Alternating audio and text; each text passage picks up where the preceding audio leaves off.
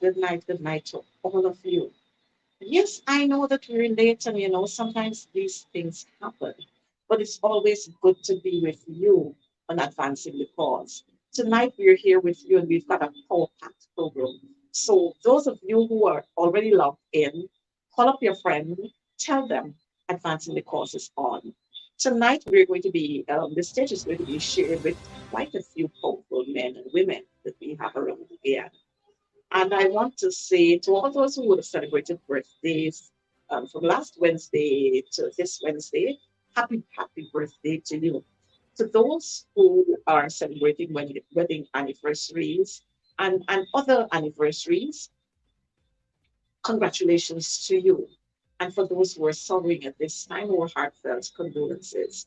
And yes, I must say good night to my friends down there in Lane Avenue, and my friends way out there in New Amsterdam, and my friends in Linden, and my friends in Bartica, and my friends right down here in Georgetown, and those way out there in Madia. Good night to you. And of course, we can't forget our friends who are always logged in from North America. And yes, we have our friends from Switzerland and Turkey who are always logged in. Good night to you, and it's good to have you here. So tonight we're not going to be sharing a whole lot on our highlights for this evening, like I would normally do, the highlights that I would give you. But we're going to go right into the program. It's local government elections and after elections and the fever and the bubbles and everything is still there. And so we want to give you some more updates on what would have transpired last Monday and what is happening now. And so this evening, we're going to be looking at local government elections 2023 projections or reflections and projections. And so sharing this stage with me this evening are so far five powerful young persons that we have. And wait, let me include myself, six of us. Six of us. And so we're going to ask the operator to bring them right on screen, and then we'll have you take a good look of them. And I know that when you would have looked at them, you're going to conclude by saying the APNU is in good hands. And right away, we have there my comrade, Sharma Solomon. He never fails to show up. And you know that he's been fighting there a long, long time. Welcome, my brother. And then, of course, we have the ever shining, ever bright Mahela McCalman from New Amsterdam. Night, night to you, and welcome to our program. And of course, the operator is going to bring the others on. We have, oh my gosh, the man with the action. Well, I don't know between you and Sharma who got more action, but the man with a whole lot of vibes, Comrade Kidway Copeland. And we have joining us too is my dear brother there. This is a big brother, and we've got to shout him out. And this is my brother from New Amsterdam, Brother Javon Stevens. Welcome to Advancing the Cause. And here tonight we're talking local government 2023, preparations, reflections, and projections. And of course, let me start off by saying congratulations to all of you who are sharing the stage here with us. I know that we have two others who are going to be joining us at some point, but congratulations to all of you. You took us where we knew that we were supposed to have been. I know that there were lots and lots of all kinds of things happening, and we couldn't get when some persons thought we couldn't achieve this feat, but we were always confident that New Amsterdam is ours, Linden is ours, Georgetown is ours, Madia and Bartica, they belong to us. As a matter of fact, Guyana is ours, and we will continue to champion that cause. And so I'm not sure who would want to start off, but my brothers and my sister, any one of you can start off with your opening remarks.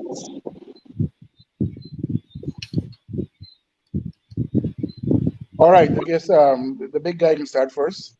Good evening, everybody. Coretta, thanks for having me on your program this evening.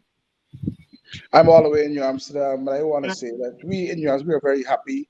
We're very proud of our efforts at LGE 2023.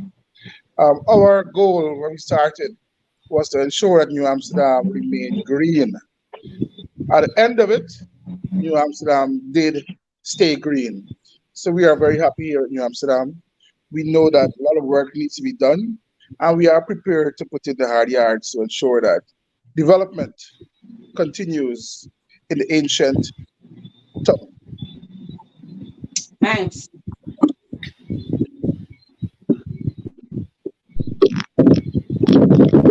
I'm not sure who else is going to be joining us. Who's Since we coming are on now?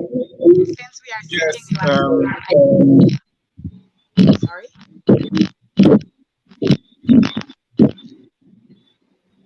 I think it's only fitting that I come in here. New I know. Amsterdam belongs Good. to every citizen in New Amsterdam. And when we say that it belongs to every citizen, we are saying that democracy must reign. We are saying that we're not allowing a one government rulership in New Amsterdam. We are saying that the people's voice must be heard, and it was heard at our last local government election 2023.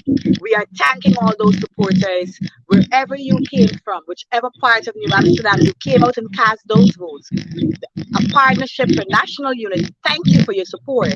And as we continue, we will ensure that service is above self for the people of New Amsterdam.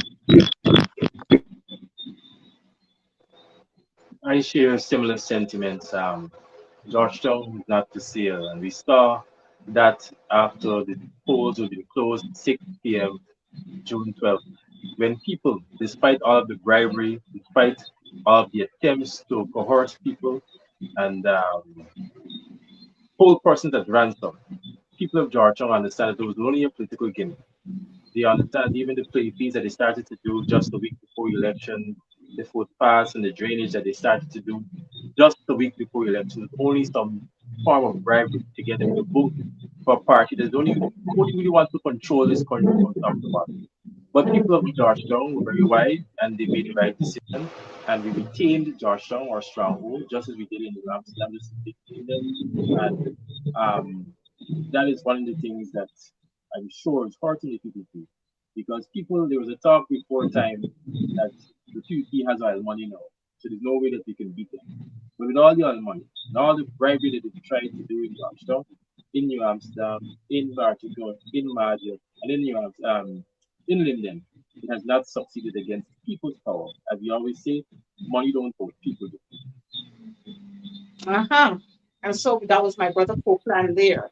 And I have Yes. my brother Devon here, the brother I from want to pick up Linden. from what Comrade Kebwe said in terms of what these local government elections have offered not only the coalition, the APNU, and Guyana at large, an opportunity to see where proper right organization, any amount of that, is able to defeat an unlimited amount of resources. I think that is crucial as you move forward.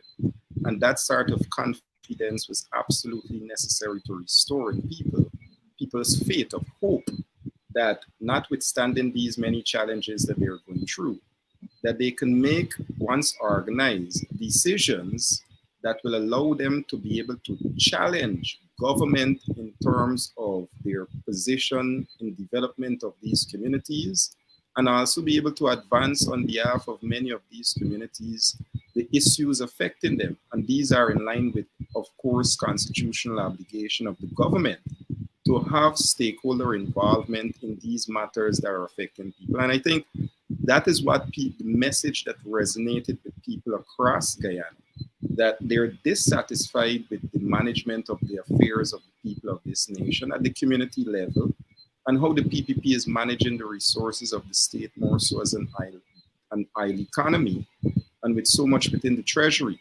And those are the sort of resonating messages that caught on. And I believe it is important for us to build on as we move forward from the local government success within these towns, notwithstanding Jack Dio's attempt to spin the information that is actually the victory of these towns and an embarrassment to the investment made by the People's Progressive Party in believing they can buy these towns rather than developing them in a very mutual way in accordance to the Constitution and the will of the people. But I want to start off by asking this question. What were some of the challenges you faced in these elections or leading up to these elections? I know for sure that we had these towns are towns that are controlled, that were won resoundingly by the coalition, by the APNU. And so we know that one of the factors was starvation. The town was not given the kind of finances they needed to execute their mandates so that citizens can live comfortably. But other than that, what were some of the other challenges you faced leading up to these elections? I don't want to be the one only on the floor, but I want to take a specific matter of our challenge that is unique. The PPP opened the campaign on the mass media arrangement in Linden. And for those who know the uniqueness of what is taking place in Linden with the one TV station situation, they were able to profile their candidates almost exclusively every single day on the television station. Hits and Jams owned the lone radio station in the town. So we were completely shut out of mass media, but I believe it provided us an excellent opportunity, which made our campaign even more aggressive in terms of how we took to the streets and carried that campaign, which was a real hand-to-hand sort of combat arrangement with people on the ground and having our ability to engage on matters that really affected people. So those were some challenges that really provided opportunities, even though PUP thought they posed those as challenge to us, including resource domination. The PPP followed every single initiative we took in our campaign. However, they were able to amplify what they were doing because they had the resources. I remember it was only Saturday, the PPP had 8 trucks in the 8 constituencies at almost $400,000 a pop. Those were the sort of things that we came up against. But I believe, like I said, with proper organization and mobilization of people, I believe they see hope in defeating any such machinery or limited resources. Mhm.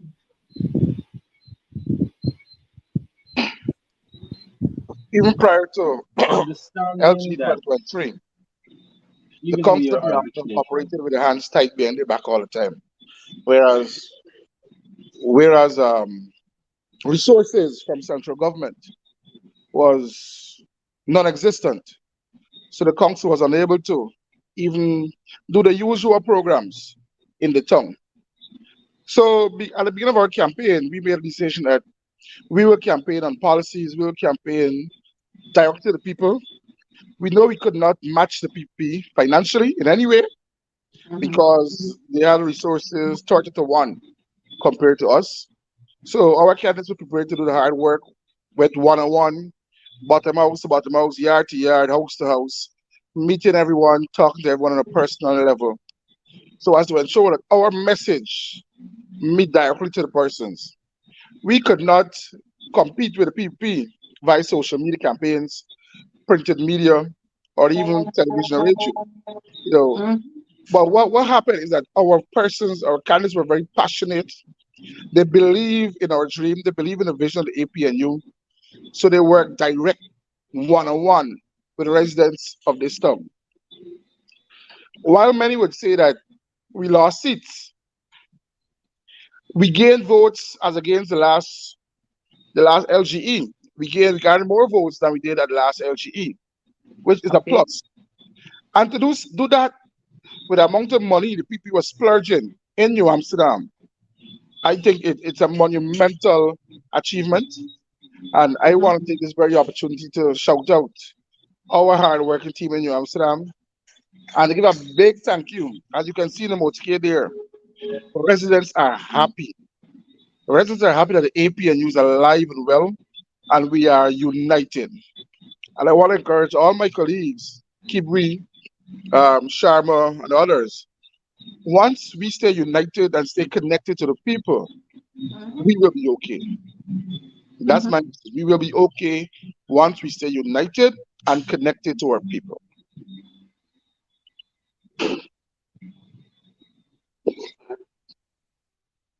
Kid, where could we have you?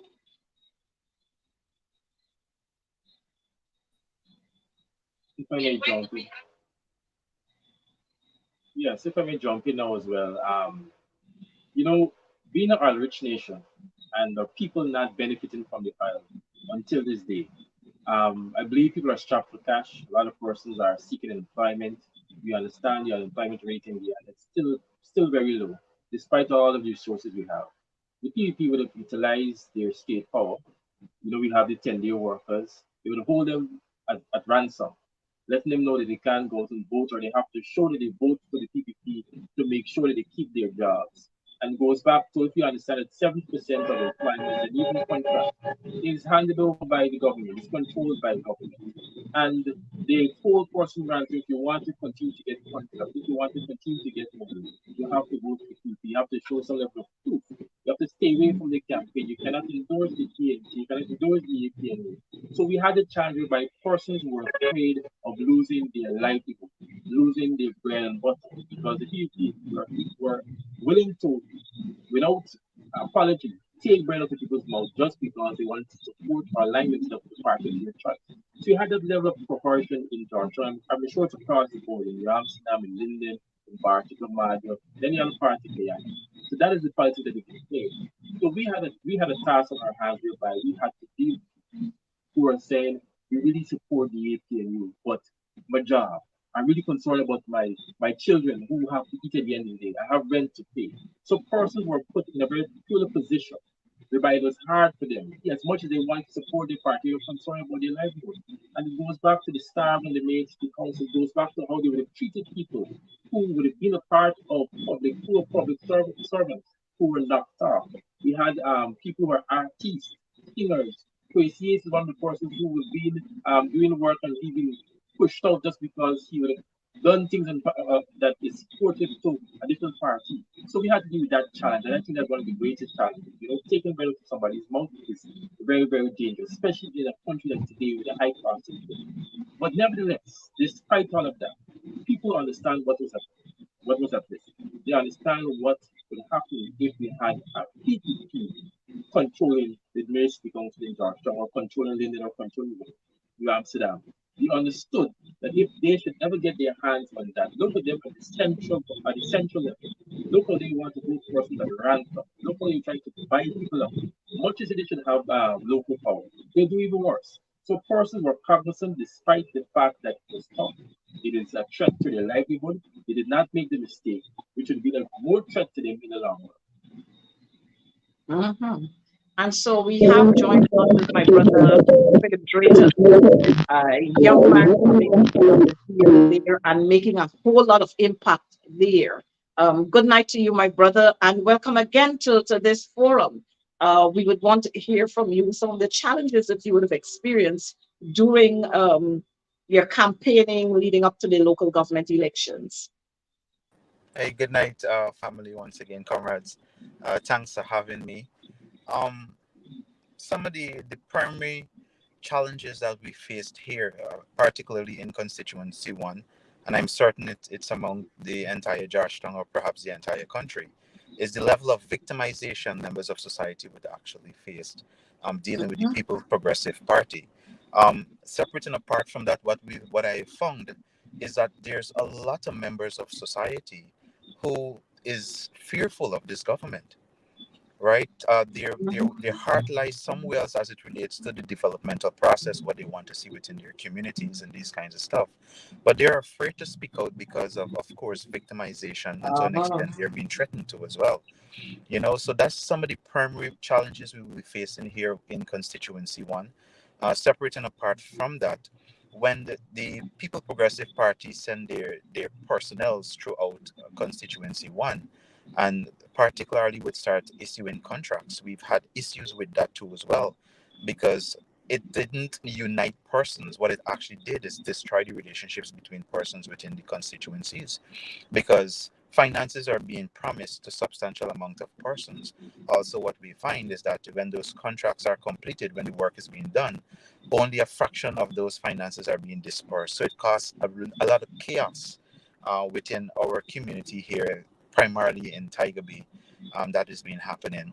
Separate and apart from that, one of the most crucial concept or problematic situation that we are faced is the political optics that is being implemented by the People's Progressive Party. What you find happening is that they're using social media as a tool to simply just pass misinformation. So, to an extent, what they're trying to do is just to insult the intelligence of members of society. We find this happening a lot. A lot of misinformation is being placed out there. A lot of propaganda news is being put out there.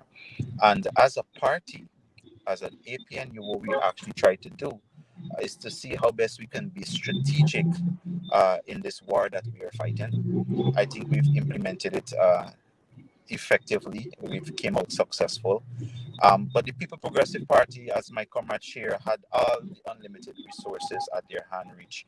You know, when the when external or international bodies make certain requisitions to kind of to ensure that the electoral reform can be a successful one.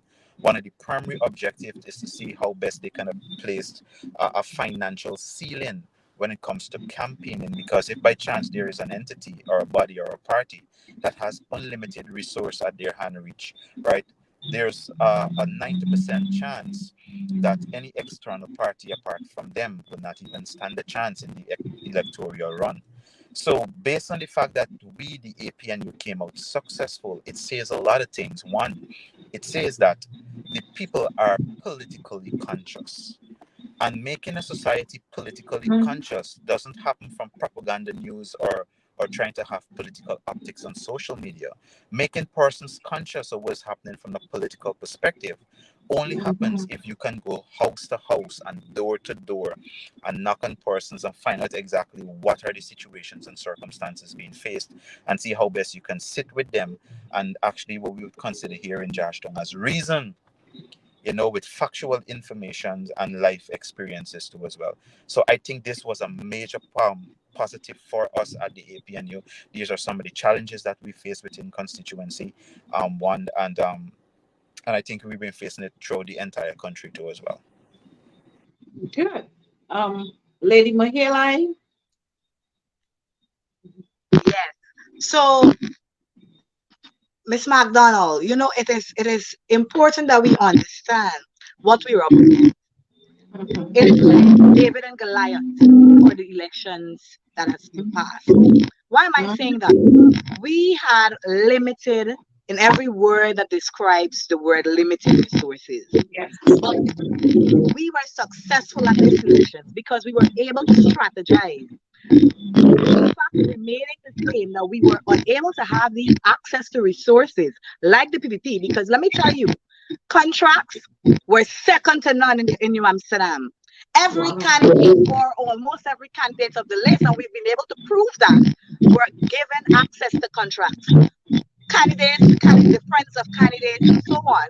And we have been exposing these things from time to time. So contracts were second to none. Resources pumped into the elections to garner, especially our young people, were second to none as well. Every store that existed in New Amsterdam were targeted. One of the constituencies with the highest amount of young people was the main target. You had things like, okay, 5 canneries of cocoa rice giving to our people, and they think that these things are, of some fun. For me, it's more insulting to our people. So, Mahaline, before you go on, so are you saying that the PPP were confirming what their supporters were saying all along, that a certain group of people are hungry bellies? That's why you had all these cocoa prize? Man. And that's exactly what they did. So if we are to look at the results, if we are to look at the facts remain the same, that in some constituencies, like constituency 2, which is on Guys Avenue, you had more new voters coming out. Because while they're claiming that they won the constituency. Well, they haven't claimed they won the constituency, um, but we find that there are more new voters coming out, and this is because they were specially targeted. The PPP specially set up campfires and so on and so on. Like I said, every resource that there was, they plunged it into this campaign, and they campaigned as though it was a national election and not just a local government election. Why am I saying that? Every day you had ministers perusing up and down in Region 6. That has never happened before. Every street in New Amsterdam right now has been under repair or is marked to be under repair. Now you give a council $18 million per year as a subvention. And one road in New Amsterdam, when we check the contract, costs $15 million. How can a council, how can a council do all the roads in New Amsterdam per year, and you're giving them $80 million, and to do one road, you are awarding contracts of about $50 million? So we have the facts, we have the evidence to prove that the PPP has been holding the municipality hostage because they want to ensure that there's timely progress in New Amsterdam. But you know what? The people of New Amsterdam read right through that. The people of New Amsterdam are very smart. They're very intelligent. And like I've always said, in this 21st century, where technology is everything, we can only fool people so much and no more. We can only fool those who want to be fooled. And so, sorry? So in New Amsterdam, it is important that we understand while they would have garnered more seats in New Amsterdam, we are prepared to go again because we would have done that house to house, every door, every yard, every gate we would have knocked on and speak to every resident so we understand what the issues are on the ground.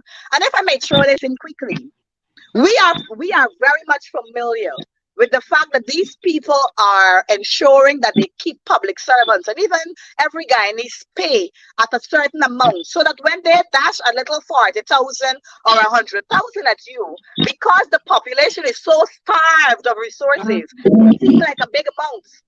But the reality is, comparing to they give you a 40,000, for example, in the cash grant that we see that is the first time they've ever shared it at this time.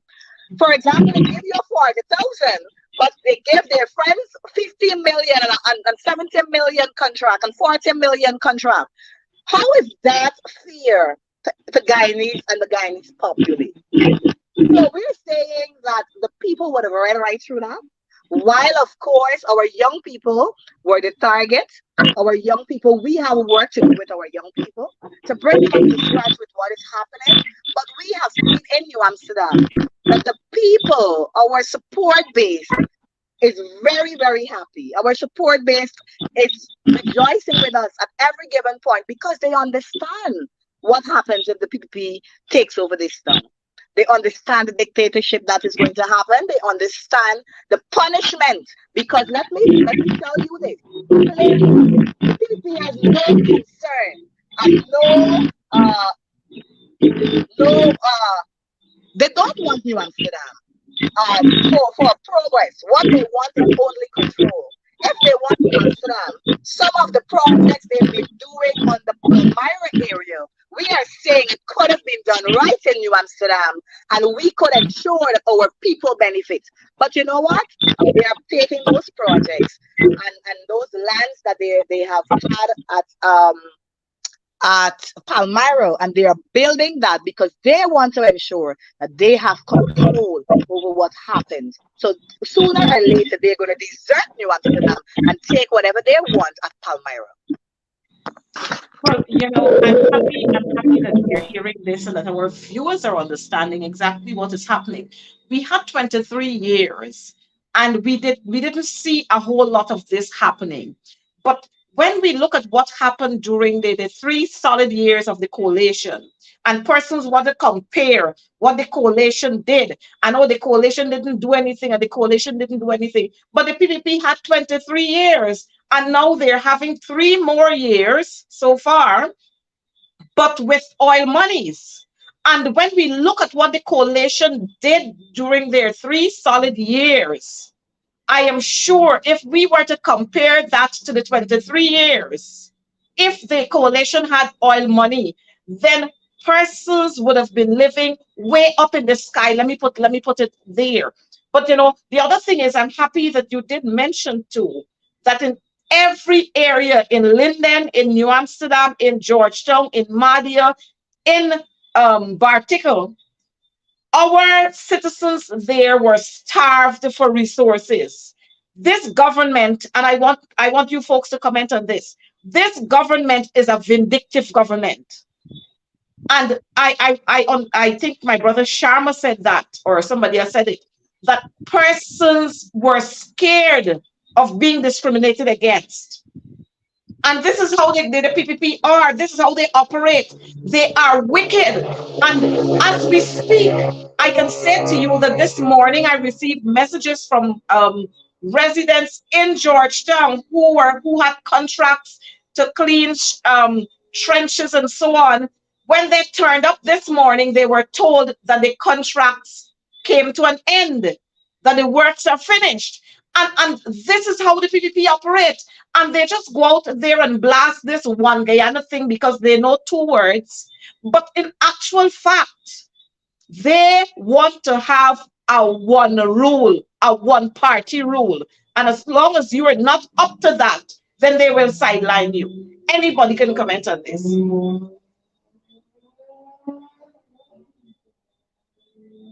Let me say on this point, nominations illusion that PvP attempted to promote, it took full advantage of that because it, in essence, started the 10 days workers, it started those small contract workers to say to them, if you don't participate, then this is the consequence you will face. In fact, we had voice notes went out to these workers saying to them that they must don these red t-shirts. So that is the environment that we knew that the campaign of the PPP, very unsophisticated as it was built on. It was built on threats, intimidations, and extortion, and that sort of shallowness in terms of how they project what they have done in communities. And that became the central focus of so many years with the resources. Then the measurement becomes show what you have done, not only in communities, but now the lives of the people who are even championing on behalf of the People's Progressive Party to say, even in your own life, what can you show as part of that advancement? And I think that was a checkmate challenge that brought out so many realities in terms of the campaign as the messaging went forward. And people were able to gravitate to that reality of, in essence, you have the treasury at your disposal, fastest growing economy in the world at 65% based on IMF reports. You, Jack Dio, and your government is saying, this is how we are growing based on oil wells that we are finding. This is what the treasury holds, almost 4 trillion in GDP, and you're paying 5% to the working class men and women. So then with all of that, show us then how this country is being managed in the interests of the average man and woman. And I believe that was a task that they could not have proved.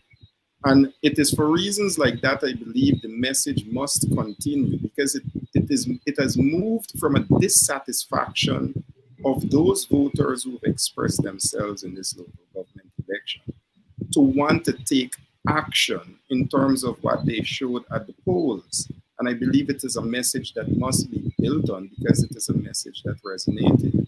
So I believe the PPP recognized, and that's why you saw Jack Dio coming out yesterday to distort the numbers, which doesn't really represent, in Linden's case in particular, a justification for the sort of investment made by the People's Progressive Party. Now, he is making the claim of any increase in votes, especially in Linden, as opposed to the increase in numbers of votes we got overall, could be accredited to maybe, based on the data we have analyzed, to show 3 areas where they can make that claim. And we believe the claim is in the first area, that the party have dipped back into the reservoir of vote voters coming out of the 2020 elections, of where they have a reservoir of about 4,000 voters in the region, and in the tongue just about over 2,000. They have also looked at the new voters on the new list of young people getting on the list. Or you can look at crossover voters. But based on our data, it is the resource that they had at their availability that they were able to use and shepherd out of that reservoir of voters that they already had to keep them to the polls. So, in essence, the argument being made by Jagdio about an increase in 500% could easily be dismissed that it is 500% of your already existing voters that you got to the polls, and nothing new in terms of any crossover or even new voters that you got after the list. So I believe those are the sort of pushback when you take this message forward to show that the PPP is not a party that is that dominant to the extent that they can be beaten.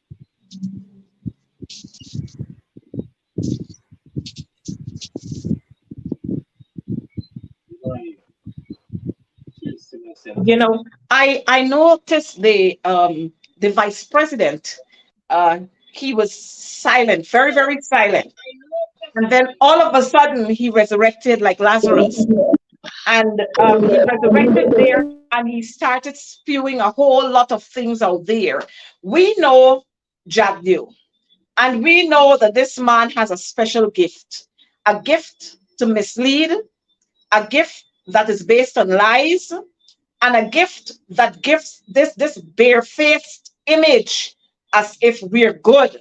We have championed, we have won, we have made breakthroughs, and we've dived in, you know. And they in this era of technology, Javier has got to understand that those games that he tries to play every time and all the time, they're not working because people are reading straight through them.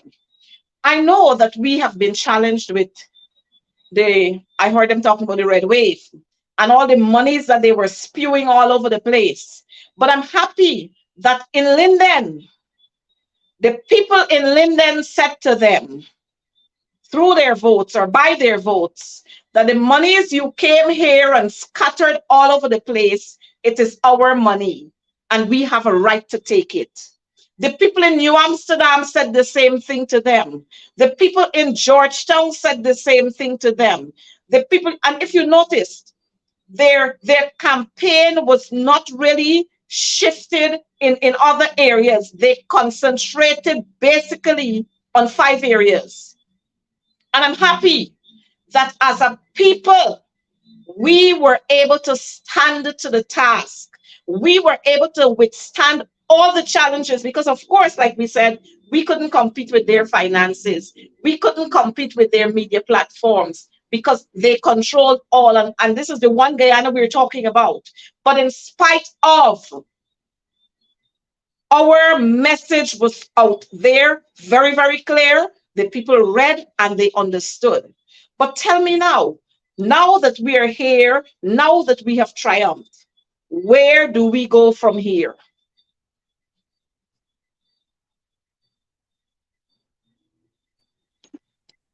All right. Talking from New Amsterdam again. Where do we go from here? We need to make serious, quick assessment of our present situation. Look at the support we had on the ground, and one which I need to unify our people. Sometimes we are our own enemies. Sometimes, and the lack of information is bothering our people or hampering our people on the ground. So we need to ensure we do not stop the campaigning at the moment.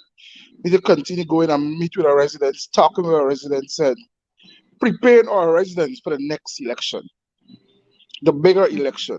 We need to Mhm, stay in tune with our residents because um, the people will come again. They will come, mhm, but we have to stay connected with our people.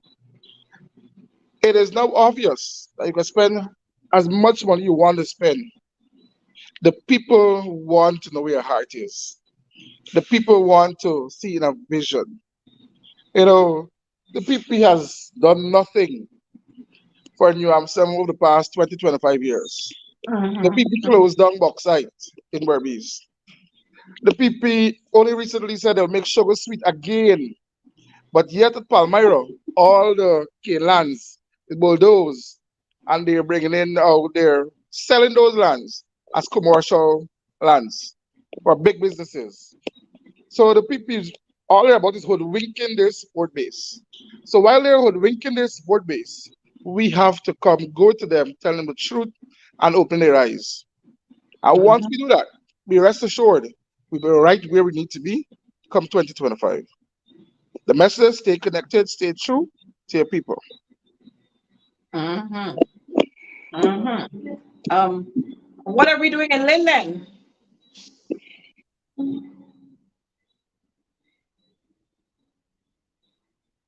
I think Sharma got knocked off there. Um, Mahela, we'll hear you. All right. It is quite simple. Going forward, we ensure we have all the data at hand. We will do our analysis to see who are our target audience and ensure that we put action into that. Most importantly, we understand that service to our people is going to be paramount, it's going to be most important. We're not just taking office for because we are office holders, but we will ensure that we serve every person of New Amsterdam. And most importantly, our boots on the ground efforts, our effort to go to every house and understand their needs will strengthen, will step up because we understand that while we don't have the resources, we have the capabilities. And that is what the PPP is lacking. They're lacking capabilities. And so they're throwing their monies in the faces of those people so that, of course, they will come out and they will support them. But the people in New Amsterdam is wild. The people, of course, ensure that they know what is happening on the ground. We will keep them abreast, we will keep them informed. And most importantly, we will ensure that our people are properly served. And even though we are lacking resources at the council, because of course we know they will continue to start our council. We will ensure that we up our game as it relates to whatever we can do on the ground and service to the people. So New Amsterdam can definitely look forward for better service in the next 3 years, and of course, we ensure that we will be seeing more of APNU on the ground. Mhm. Just to add to what you asked, Coretta MP, our program is in line with our constitutional application.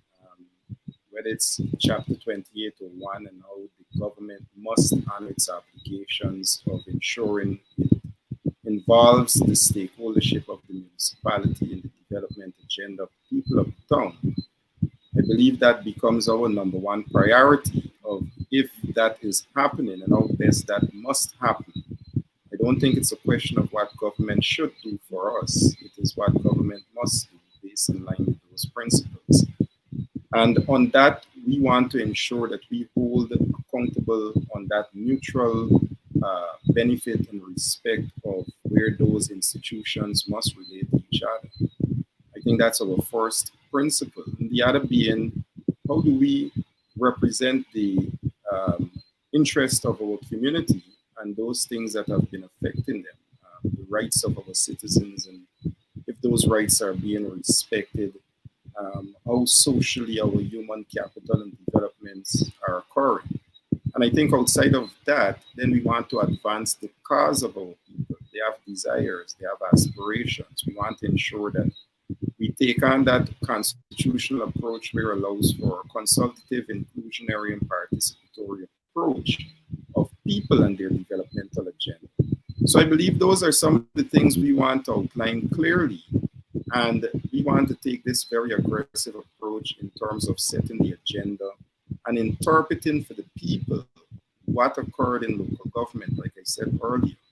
In our preliminary assessment on running our data, it demonstrated that the PVP really went back into their reservoir of voters. Nothing to excite about, but where we must focus now on ensuring those voters who they continue to entice with state resources. How do we not only deal with that, but how do we now, when new voters get on the list, start to culture them in a way that says, this is how state must function. This is how a democratic society works. You have good governance, you have checks and balances in your municipality, and these sorts of things. And we believe, like before, that message which resonated will resonate for us to increase our numbers so that come the next election, we will do far better than we have. And I believe the argument being advanced by Jagdew is saying that the 500% coming out of that reservoir, which is not justified. If I had gotten $1 million, Guyana dollars, we would not have only gotten the 2 seats in, we would have probably won government. It is that meager of resources we work with. But I believe the effort to organize was that efficient and effective that it has given to us a template of what we must advance with. And I believe that is what we intend to use. My brother Kibwe.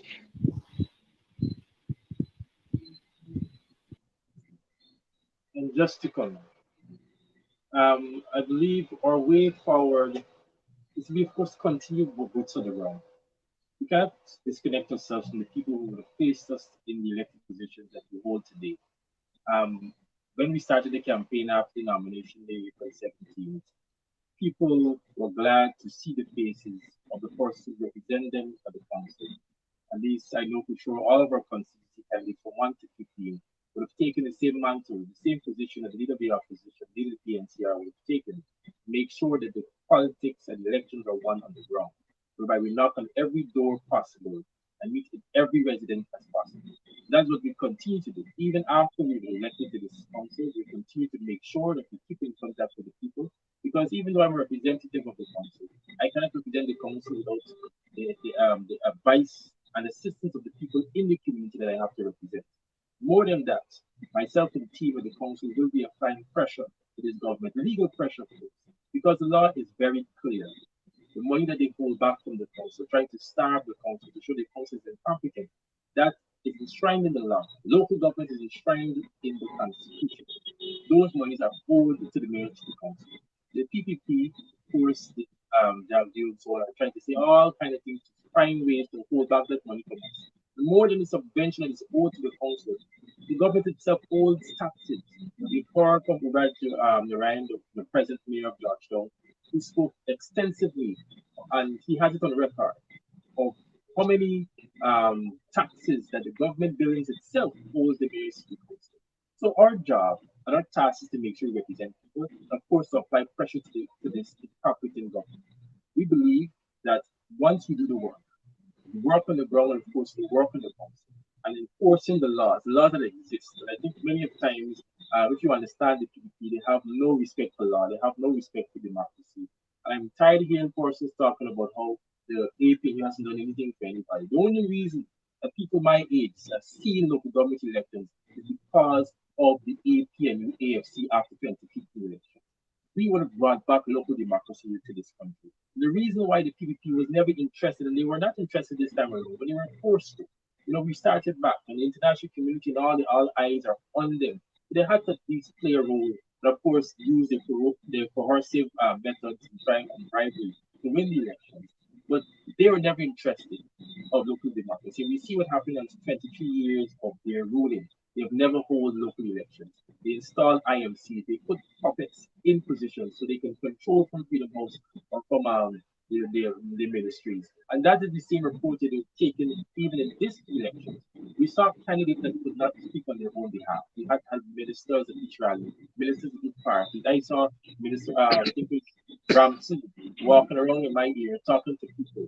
They started to feel all in my area. But I wanted to see the candidates.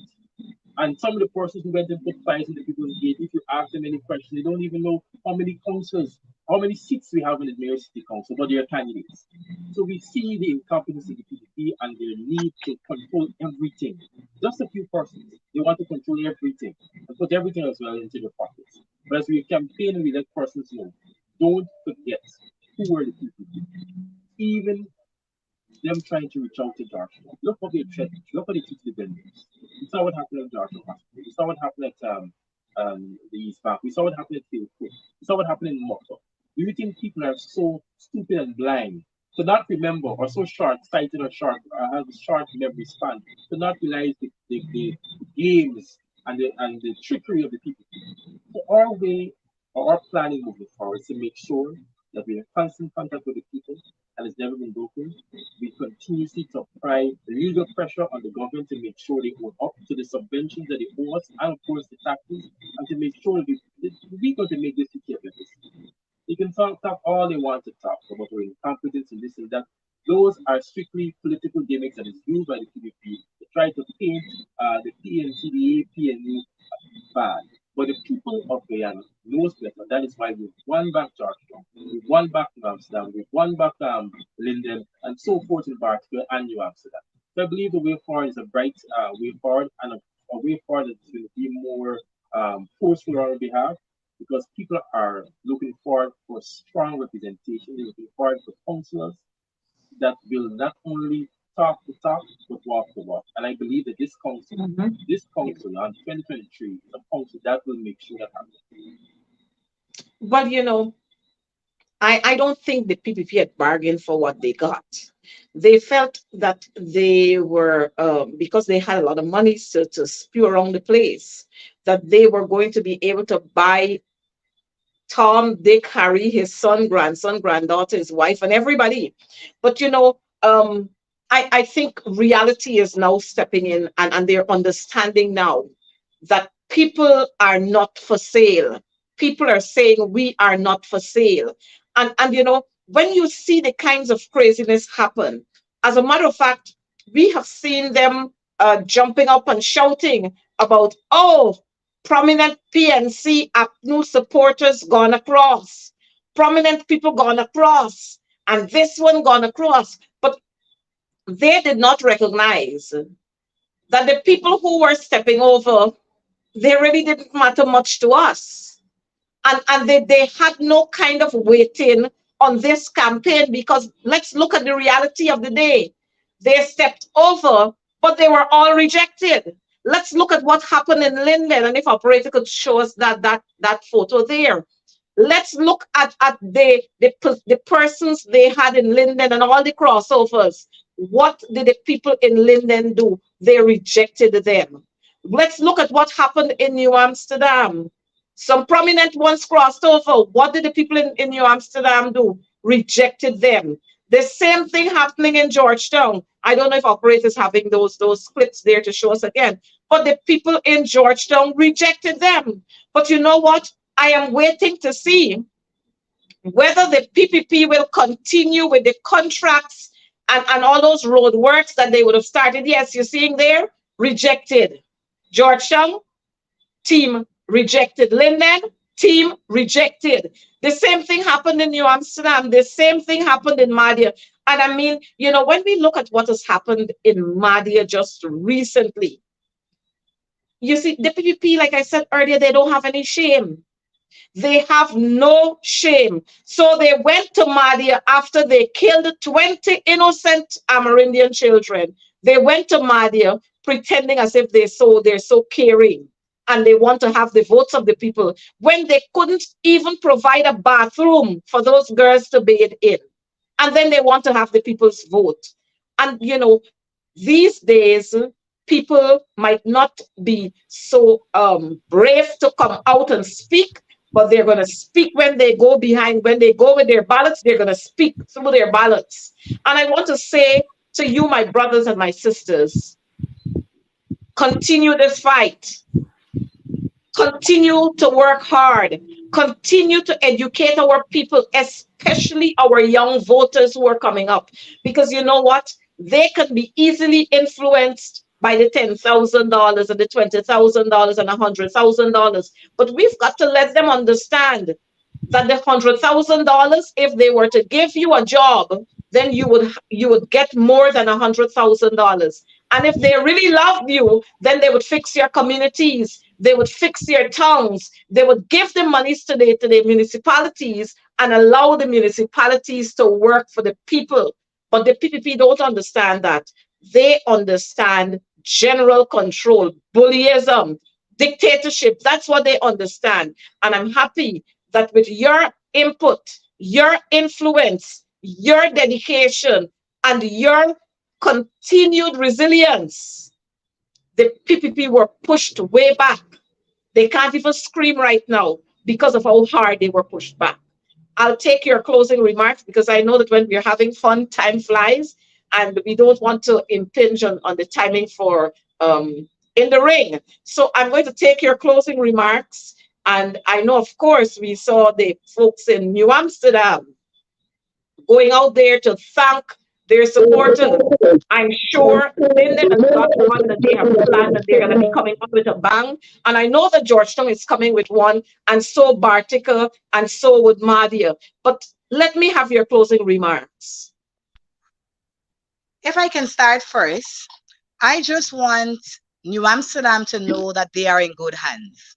While I am not on the council, I am prepared to ensure that I hold not only the councillors accountable, but every person who is in position in New Amsterdam accountable for service to our people. So I'm saying to each and every one of our New Amsterdammers, you can guarantee service from the people whom you would have voted for. And we will hold them collectively accountable for service. Most importantly, I want you to understand that New Amsterdam, while starved of resources, we will have creative ways to ensure that we get into your community and meet you at the point of your need. So you don't have nothing to be afraid of. We know the devices of the PPP. We know the strategy of the PPP. We know that they will not want to support the council, but we are asking you to do your bit.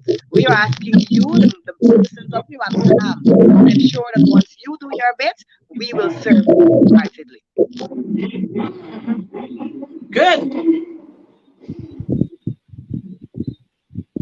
Let me just thank you first, MP McDonald, and the program Advancing the Cause. I always say that this helps to advance the cause of what we represent. So, this local government elections, I want to take the time to also thank the people of our community, Linden, that came out in the numbers. We've never seen so many persons participating in the local government elections in our community.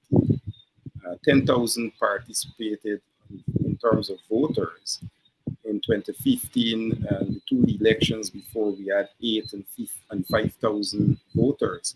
So I think people responded quite well, and I want to say a big thank you to them for that, and to ensure that they assure them that our continued involvement in the communities will maintain, or in fact be maintained, to the extent that um, we will return to give thanks with a massive event that we have on Sunday, in a very understanding way of the mood, that we are giving thanks to immediately accelerate what we intend to do in terms of driving a very aggressive agenda moving forward. So I think we've already started to set the tone as early as this week in terms of how we intend to engage other stakeholder partners and how we intend to drive forward, even before any issue with town council and municipal issues. We are taking the campaign itself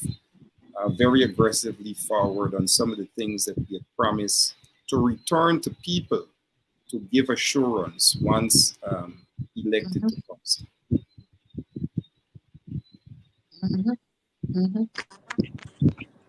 All right, family. Good night once again. What I can say is that unlimited resources is in the hands of the People Progressive Party presently, but the most valued resource in Guyana is at our disposal, and that is the people. And the hearts of the people are with us. And moving forward, what I can assure you, I will not be on the council, but we have vibrant and young leadership, persons who are equipped with a people centered initiative. And I think this particular concept that is being implemented by us is definitely going to help in the developmental process of members of society. What I can say for sure is that we will collectively use all resources, all skills, all techniques, everything at our disposal to ensure that here in Georgetown, all our constituencies and members within society benefit from some type of human capacity development that is going to help them to grow simultaneously with the economic development that is happening around them. And this is very important in an ever changing economy. And this is something that we understand.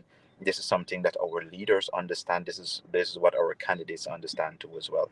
So what the people can expect from us is, of course, a listening ear, uh, persons who will actually sit and listen to situations and circumstances being faced, but most importantly, persons who are willing to form some type of cohesion or rapports with various organizations and groups throughout Georgetown. I can speak of, and with this we will find that union that is needed, that family concept that is required, and finally we will have that vision and goal where it's not surrounding just anything that deals with a one Guyana concept, but it helps members of society to embrace what it truly means to be one people, one nation, and one destiny. And this is the Mhm, primary objective mhm, that we have. And mhm, this is exactly what we're trying to implement within society. And the good thing about it, it is that we have reached so far in this local government elections. We came out successful. And the most important concept from that is that we didn't have to give out any contracts or pay anybody to come out mhm, and give that support. They recognize and understand where true leadership lies. They recognize and understand what it is they're looking for, not just for themselves and their family and loved ones and friends, but also for the future generation. So members of society could actually expect true development coming from the APNU family, and most importantly, to the young and vibrant leaderships and the support networks behind them that we have. So make no mistakes about it. Next elections, we're taking this thing. But once again, too, we need to be very aggressive. We want persons within society to become what is considered as politically conscious. And of course, collectively together, we will deal with this one day at a time. thank you. Uh, Kibwe, we got your closing remarks already, Kibwe?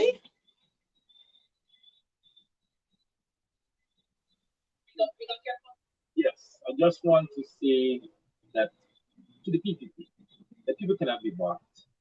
Slavery would have ended in 1838, and the APNU will not stand by and watch any reinstallation of any slave society. And this whole notion of paying people and trying to utilize the resources that people really need, that our taxpayers' money, pretend like if it's the PPP's money. It's not the PPP's money. It's our taxpayers' money that be utilized against us to try to coerce us to do things their way. This will not work. And we have seen the evidence of this after the elections in June 12th. The APNU will stand strong with its people. We will make sure that people are taken care of, that we continue to act in the interest of people. And what we want our supporters and every person here to understand that we are your servants. We are here to serve your interests. We're not here to tip our shoulders and to behave like we are God Almighty, like the people of God. We are here to make sure that we do all we can to benefit people of our constituencies, of Georgetown, and across Guyana. And that is our policy. We are a people-centered party. We are for inclusion, including people to be a part of the decision-making process. None of us about need to be people making decisions on behalf of Georgetown or a Clayton Hines or a Gregory Fraser or a Troy Gary. It's about the council inclusive of the people in the communities coming together and looking at programs that can help to develop our communities, to make safe spaces for children to grow, to make safe spaces for our elderly people to go into retirement, to make safer cities, to make stronger community relations, not only have recreational facilities, but to have programs that will make our recreational facilities more accessible and more positive towards our community development. We have a structured plan, a plan that will better Georgetown, a plan that will better this country. As we've said in our rallies and our meetings on this campaign, this election is just a runner-up towards regional and general elections. Beware. This is what we have managed to do in this election with all the resources, our resources that the PDP had to its disposal, and of course our taxpayers' money, which they misused to gain votes or gain attention. We Mhm. will make sure that we continue to do the work that we're doing. And with the consciousness of the people of Guyana, we will win the next election. regional general elections against the PPP and reclaim back jobs and reclaim back New Amsterdam and reclaim back Limit and reclaim this country entirely. Good. So I just wanted to leave with you that we couldn't find monies to give to the municipalities. We couldn't find monies to pay our public servants and our teachers who are languishing.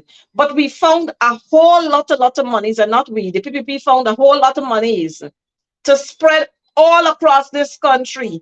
$10,000 to wear a t-shirt, $5,000, $20,000, $100,000, $1 million in contract, 15 million, 10 million, all kinds of millions they found to give to people within a short time. But you can't find monies to give to these statutory bodies. You couldn't find monies to pay the teachers. You can't find monies to give public servants a reasonable, decent salary, but you're finding monies to campaign. And this is the wickedness that we must point out at every occasion about the PPP, how wicked they are and how oppressive they are. And they feel that once you keep people begging, once you keep them begging, you have them there. So they'll continue to throw crumbs at people and they'll keep the people there. But persons have decided, citizens have decided, crumbs or no crumbs, we are going to stand with the better party that has the best plan. And that's what the people did on Monday last at the local government, well, you see, at the local government elections. But I want to say to all of us, to our viewers who are listening, you notice taxpayers' monies are being wasted there. Those monies could have been kept to fix the schools, to fix our hospitals, to fix our police stations, to fix so many other offices that we see are lacking. Those same monies that were used to buy those t-shirts. And you know what? As a people, we have got to hold this government accountable. They must explain to us where they got those monies from to do all the kinds of foolishness that they were doing. All the people that they trucked from here and there and everywhere, all those crazy flags that they put up all over the place. But we want them to understand that t-shirts don't vote. Flags don't vote. Jevon, people vote, not t-shirts and flags. And in closing, I want to encourage you, my brothers and my sisters, to continue to hold on to the coalition, to continue to hold on to APNU, because APNU has the better plan for you. And I'm sure if we had more time, my folks from New Amsterdam, my folks from Linden and Georgetown would have been able to say to you, coming out of the PNC, we were taught and our mandate was always to house, feed, and clothe the nation. And there were many, many schemes that were set up by the PNC all across this country. The roads from Corriverton to New Amsterdam, all across this country, they were built under the PNC. Free education, PNC. And so when the PPP go out there and they talk about their building housing schemes, all of that is following what we would have already done. I noticed the operator is just showing us the candidates who were up there. But again, I want to say thank you to you, my guests, for being here. You did make this program a good one. Our viewing audience, they were quite delighted. And I know we're going to be on again another time to keep them posted with more on what you're doing in New Amsterdam, more of what you're doing in Georgetown, in Linden. We're going to have Madia and Bartik in the house at our next program so that our viewers can understand what is happening there. But for now, viewers, stay focused. Don't allow Jagdio to peddle a whole lot of lies and to keep misleading you. The coalition stuck to the task and we came out successful. All those crossovers, we were able to reject them. When you look around and you see some of these people who were in the PNC, in the APNU, you couldn't get them to do a couple of things, but now the PPP got them standing up by the road corner watching drains being cleaned. The PPP got them 4 o'clock in the morning cleaning chicken for barbecue. But who know? If you know, you know, right? And so, viewers, thank you for being with us. My guests, thank you for being here with me. And we're going to do this again for more advancing the cause next week at the same time. Do take care. Mind on the road, because I recognize we're having lots and lots of accidents. And then we saw just the other day, again, a defense rank shooting another one. Be careful. And these are the things that the PPP should be concentrating on. How do we deal with conflict management in our workplaces? How do we deal with our health system? This is what you're supposed to be concentrating on, but they don't have time with that. They want to steal our lands, and we're not going to allow them to do that. Take care. God bless you. See you again next week for more on advancement.